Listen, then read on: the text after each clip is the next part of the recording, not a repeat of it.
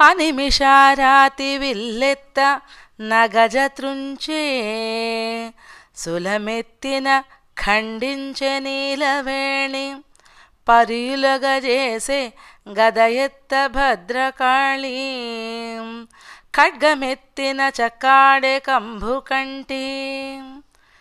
రాక్షసుడు బాణం సంధించి ధనుస్సు పైకెత్తగానే అమ్మవారు దాని నిలువున చీల్చివేసిందిట. రాక్షసుడు శూలాన్ని పట్టుకుని విసిరబోతే అమ్మవారు అడ్డంగా ఆ శూలాన్ని నరికివేసింది. ఇలా కాదని రాక్షసుడు గదాదండంతో ఎదుర్కొనబోతే దేవి దాన్ని పొడి పొడిగా చేసేసింది.